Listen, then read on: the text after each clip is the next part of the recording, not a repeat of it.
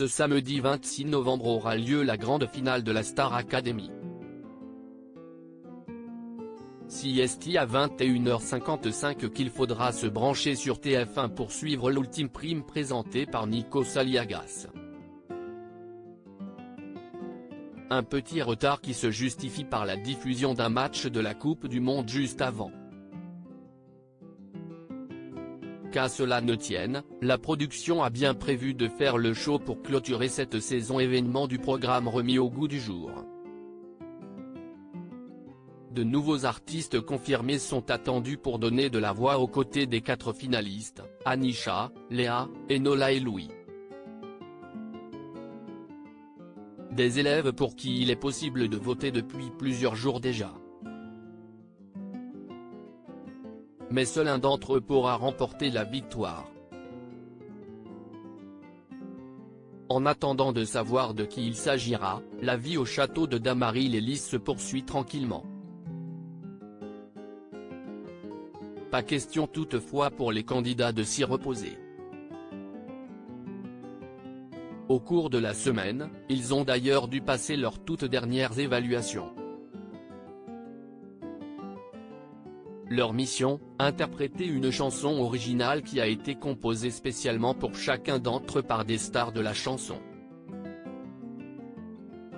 Léa était notamment très heureuse d'avoir obtenu un titre imaginé par Vita et dont elle est certaine qu'il rencontrera beaucoup de succès.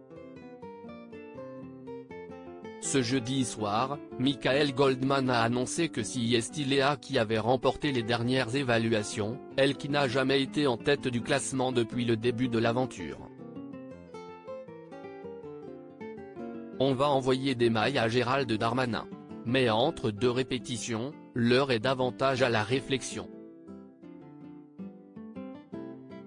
Les 4 finalistes imaginent en effet déjà leur vie après le château, lorsqu'ils retrouveront leurs habitudes. Pour Anisha, l'avenir s'annonce malheureusement plus vague que les autres. La jeune femme redoute de ne pas pouvoir rester en France. En effet, originaire de Madagascar, elle avait obtenu un titre de séjour grâce à ses études. Un titre qui pourrait lui être retiré si elle décide de les arrêter pour se consacrer à la musique, sa véritable passion. CST ce qu'elle a expliqué à Léa et qui a pu être vu par les abonnés de MyTF1 Max. Sur Twitter, les confidences d'Anisha n'ont pas tardé à faire réagir et ont suscité la colère des internautes. Ces derniers se sont donc mobilisés et ont interpellé le ministre de l'Intérieur Gérald Darmanin pour qu'une régularisation de sa situation ait lieu. Anisha explique que si elle arrête ses études en sortant du château, elle ne verra pas son titre de séjour renouvelé et devra repartir à Madagascar. On va envoyer des mailles à Darmanin pour une dérogation, laisser Anisha résider en France, elle mérite, merci, j'espère de tout cœur que ton titre sera renouvelé, cette petite mérite le meilleur et la France est le pays qui peut lui offrir, n'abandonnez pas Anisha, si est une belle personne, avec un cœur d'or et une voix merveilleuse.